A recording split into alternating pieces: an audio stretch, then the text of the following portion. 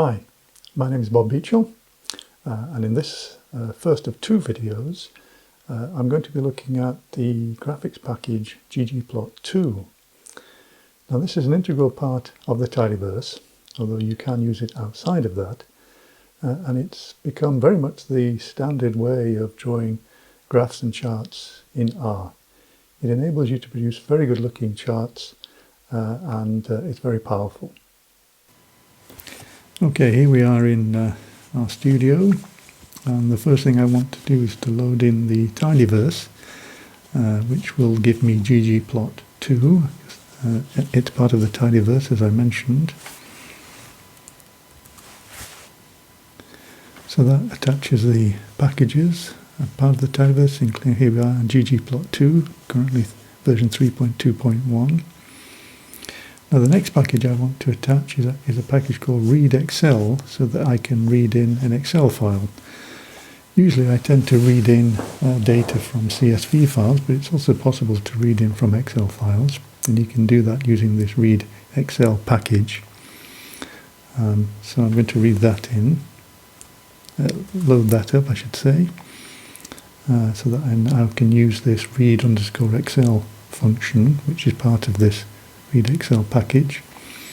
You could in fact read in Excel files from the file menu from here and import datasets Excel, and that in fact would use the readExcel package, and sometimes that's quicker to do that, but obviously if you want to read in the data as part of the code, you'll need to put in the necessary command. So here I'm reading into this object here, this data file. I'm specifying the full path here because it's not necessarily in my working directory. So let me read this in, and it's now in my environment. Of course, it's a tibble because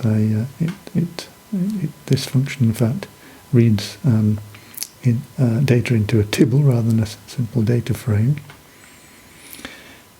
We can have a look at it quickly. As you can see, it's a tibble. There are 30 cases, 5 variables. There's a couple of character variables, one for the country, one for a country code. The rest are numeric variables, double variables, one showing the tax share, the percentage of GDP taken in taxes. This is GDP per capita and gross national income per capita. This is for a range of European countries. So this is data I'm going to use here. Now what I'm in fact going to do here is to draw a scatter graph of tax share against GNI per capita, gross national income per capita, to illustrate how you create graphs using ggplot2. Before I actually draw the graph, I'm going to subset this data set by excluding 4 cases, a couple because they have missing values and another couple because the data seems to be a bit of an outlier. So these are, I'm going to exclude rows 7, 16, 29 and 30, and subset, restrict my dataset to the data excluding these. So as you can see, I'm going to do that here using familiar notation. So that gives me my basic dataset, my basic tibble now. As I mentioned in the introduction, you don't need to use tibbles, you don't need to be in the tidyverse to use ggplot2. It will work with ordinary data frames, but as it's an integral part of the tidyverse, then it's often useful to use tibbles. So let's look at how you create a graph in ggplot2. Now basically you start off with 2 functions, 2 commands, always. The first one is always ggplot, and this tells R what dataset to use, what tibble, and it also specifies the x variable and the y variable on your chart, the horizontal, on the variable on the horizontal axis and on the vertical axis respectively. So as you can see, to do that here, you first of all specify the tibble, which is this one, comma, and then in this AES function, which AES stands for aesthetics, in brackets you specify firstly the variable containing the x variable for the horizontal axis and then the y variable. Now you can in fact put, if you want, x equals tax share and y equals GNI cap if you want to make it more explicit, but that's not necessary. Now you can in fact, as we'll see, include a third variable in here which will cause the data itself to be categorized according to this third variable. You'll see exactly what I mean when I do this. Okay, so that's the first thing, ggplot with the tibble and the x and y variables.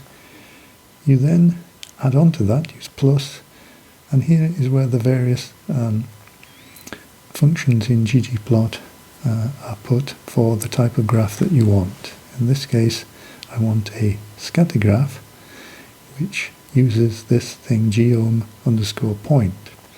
Now if you wanted a bar chart, it would be geom underscore bar. If you wanted a line graph, geom underscore line, and so on. So I'm specifying I want a scatter graph with geom point, then in brackets you can set, you don't need to actually put anything in the brackets if you want, but you can specify the color of the points here and the actual shape of the points. If you don't specify either of these, the defaults are black for the color and a circle for the shape. But here I'm specifying a different color and a particular shape, which you'll see.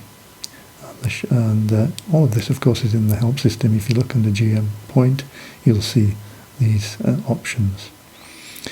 So that's how you begin the graph. You put ggplot, specify the data set, specify the x and y variables, then tell it what kind of graph you want, and possibly with some options here.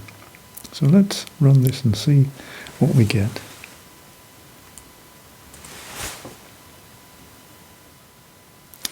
So there we are. There is the basic output of ggplot. Let me just make this a little bit bigger.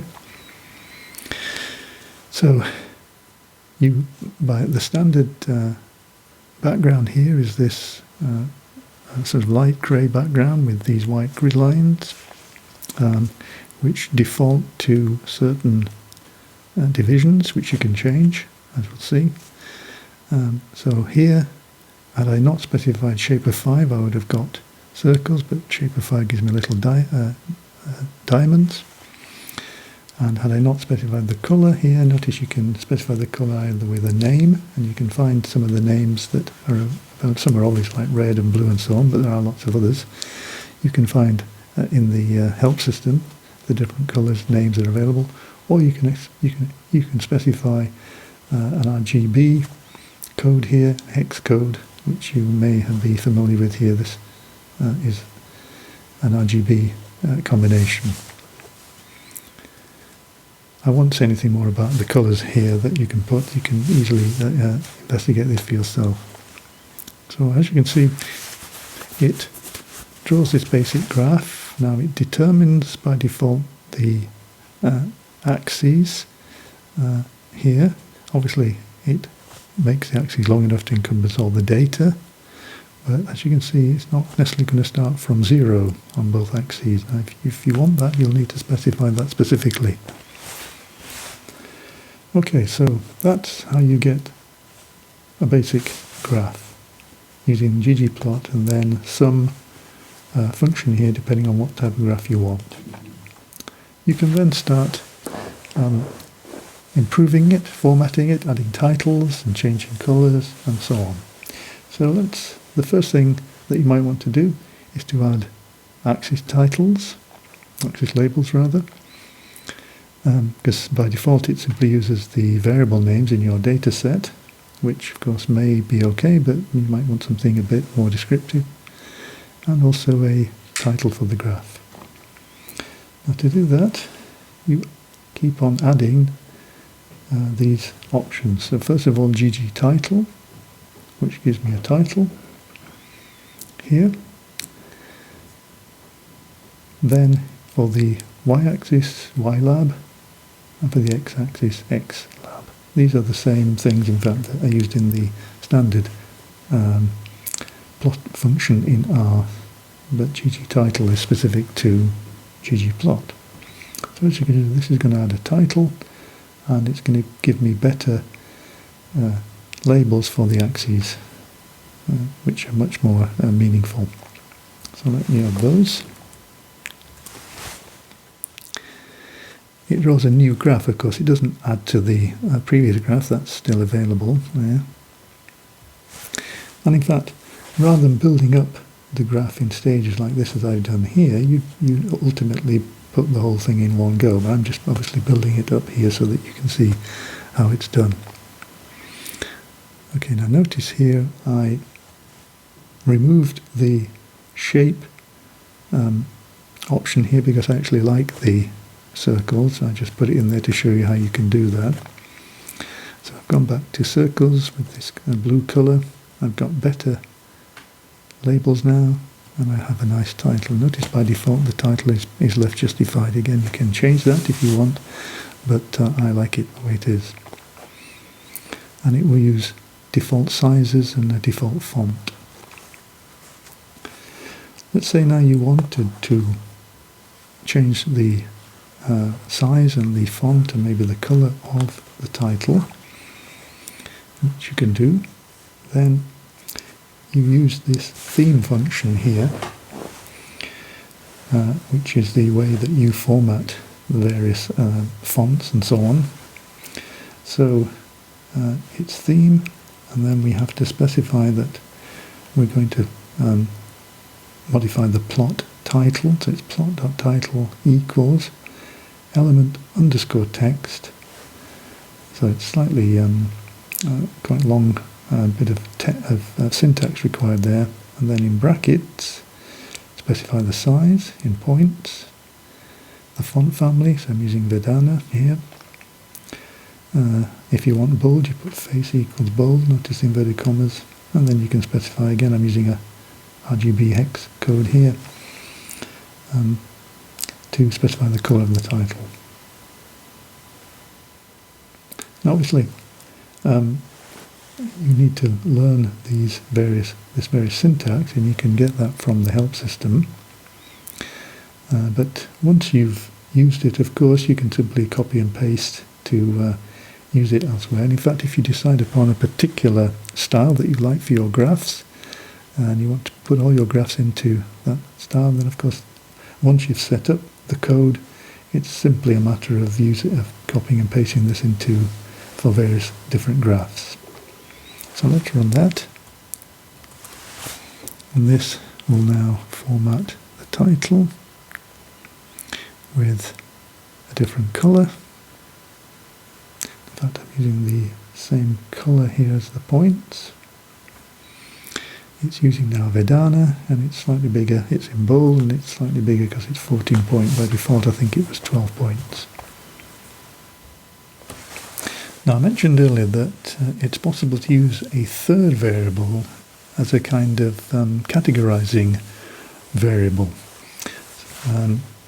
which you add in the here in the aesthetics option. Now, for example, here I might want to use a different colour for each dot to indicate the country, so that you can see recognize specific countries in the data in the graph. Now, to do that, all you have to do is to go back here to the aesthetic option here, and then specify that colour equals. Now you might think I would put some colour here, like red or blue and so on, like I did here, but no. What you do is you use the variable name which you want the colours to represent. So here I'm using code, which is the country codes, the little two-letter country codes that are in my data set. If you remember, if we go back, if we just look at the data set here, then here are these country codes. Now I could use the country variable as well, of course, but maybe those are a bit long, so I'm just going to use the code one here. So all I've done here then is simply to add that into the aesthetic function here in ggplot. Now you must remember, if you're going to do that, to remove from here gm underscore point, the colour that you specified earlier. If you don't, this will override this. Anything that's in the function specifying the type of grass, such as the colour, overrides what's in the ggplot function. So if I'd have left this in here, then it would have still ended up like this. So I needed, as I say, remember to remove that colour option in gm point. So everything else is as before. So if I now run this, you'll see what we get.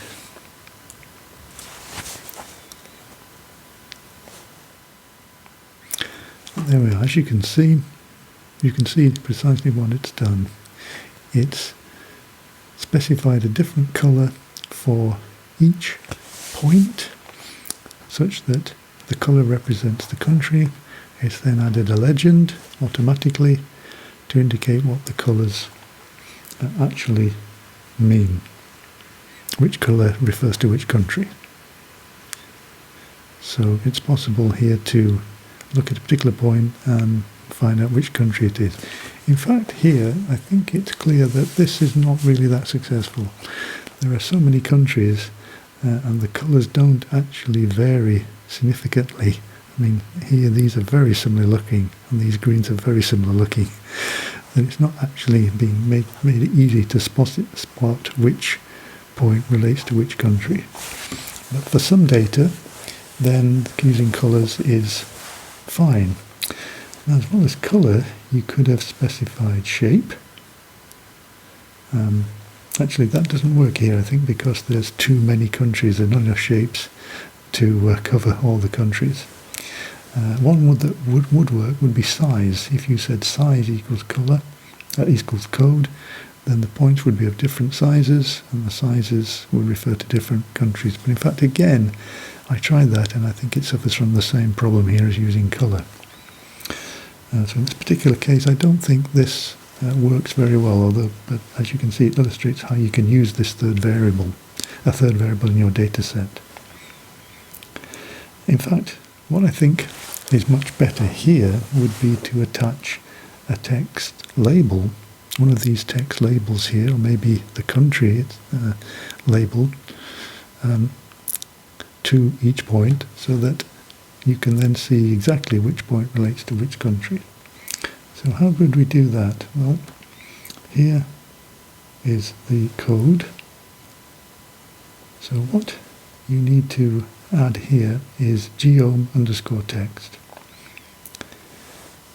So as you can see, I've removed the colour equals code from here because I don't want that. I've gone back to using standard colour for the points because I want them to all be the same colour now. I'm going to distinguish between them by attaching some text labels. So it's geom underscore text in brackets, and then using AES, the aesthetic function again, to tell it that I want a label which is equal to country. So I'm using the country variable here rather than the code. I could use code, of course, but I want the countries. Now that would be sufficient if you want, but what you find in fact is that if you use the default, if you simply specify label equals country in the aesthetics option, then you may find that the default placement of the labels and the default size doesn't quite work. It may overlap some of the points, or some of the labels overlap each other. So you do sometimes have to experiment a little bit by altering the vertical justification. Do you want them above or below the point? that's specified by a particular number. Again, these what the different numbers mean is it tells you in the help system. And also you need to specify the size of the label if you want them to be clear, not overlap. This does mean a bit of trial and error to get exactly what you want. It may turn out that the defaults are fine, but in this particular graph I found that I had to modify the vertification and the size just to get them looking how I wanted them. So let's run that and you'll see what we now get. And there we are. So let's just expand that. And there we go. So I've put the labels underneath each point. I've changed the size so that they basically work. There's still a little bit of overlapping here, but that was very difficult. I couldn't really stop it from doing that because the points are too close together, but it's not too bad. So the graph is looking pretty good now. There's just a couple of other things that I want to add to it. Firstly, a line of best fit, a regression line. It's a scatter graph between two variables, so we often want to show the line of best fit between the points. Now, you don't actually have to estimate this in R in order to place the line on the chart. This is easily done using the stat_smooth function. So here, as you can see, I've been building up the graph, and now I'm going to add this stat_smooth, which will add a regression line. Now, the options you need here are firstly method equals ln, so that tells it to use to use linear regression to find the straight line of best fit.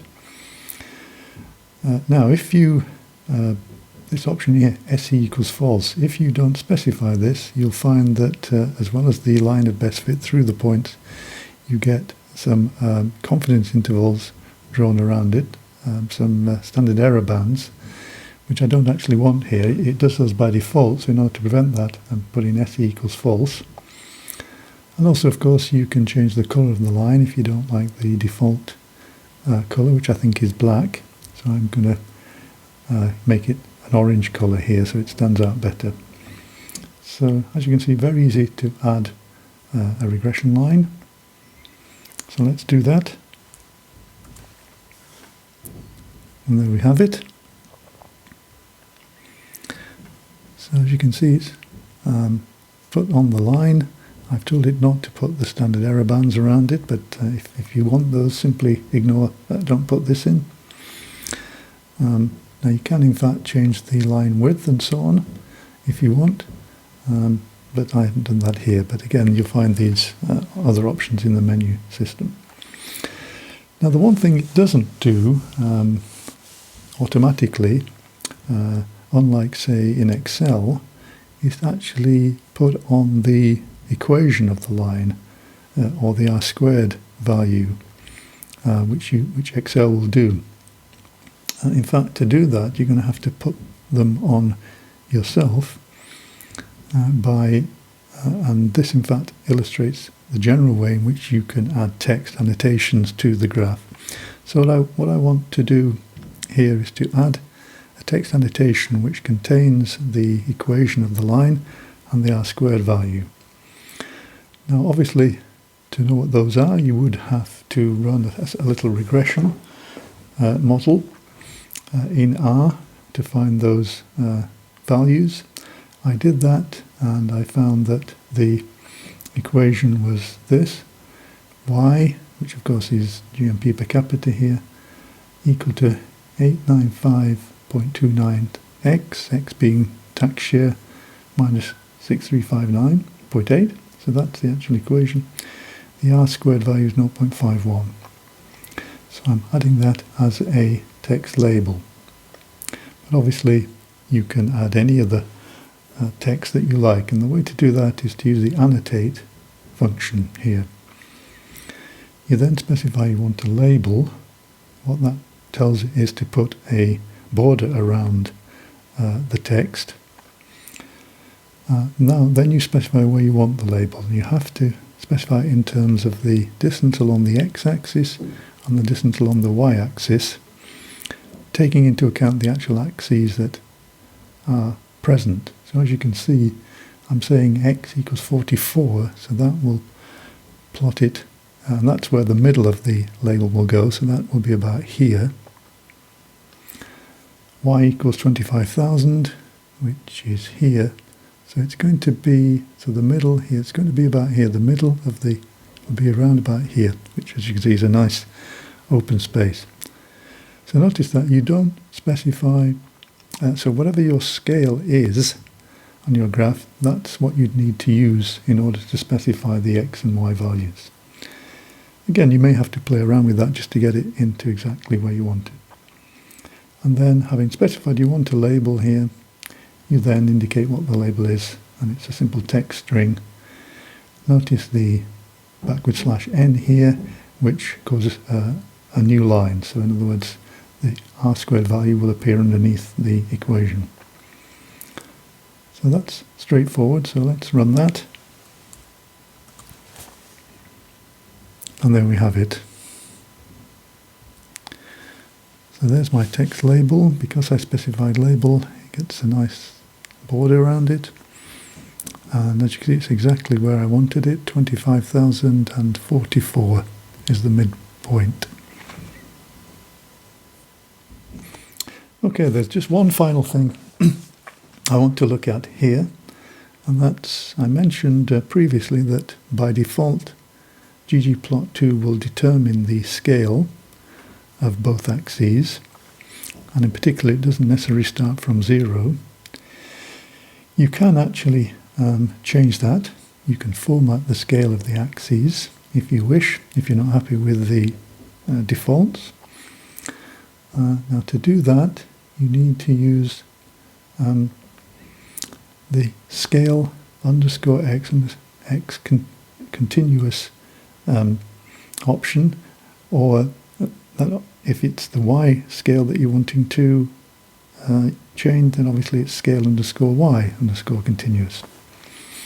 So you put that then in brackets. You first of all specify the limits of the scale, the starting and end value here of the little vector.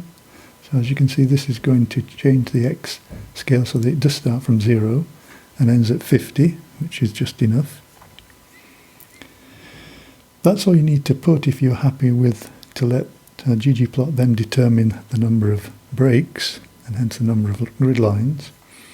If you want, however, to specify those yourself, because you're not happy with the default, then you use the breaks option here, and again you then specify as a sequence the limits again, 0, 50, and then by equals, and that tells it how many breaks to have. So obviously this is going to run from 0 to 50 with grid lines at every 5, so it'll be 0, 5, 10, 15 and so on.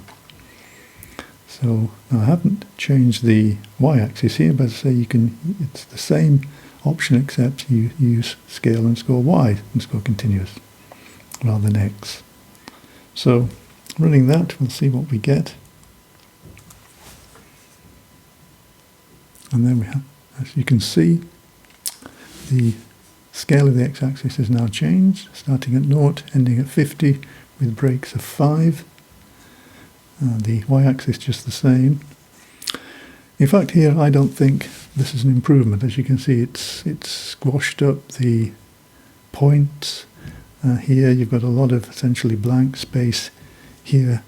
I would obviously need to move the annotation text as well here. So I actually don't think this is worth doing here. But clearly, if you do want to change the scale, if you want to add so that you've got more grid lines or you want a different scale, this is the option to do it. So in fact, I think the best graph that I've created is the previous one, like that.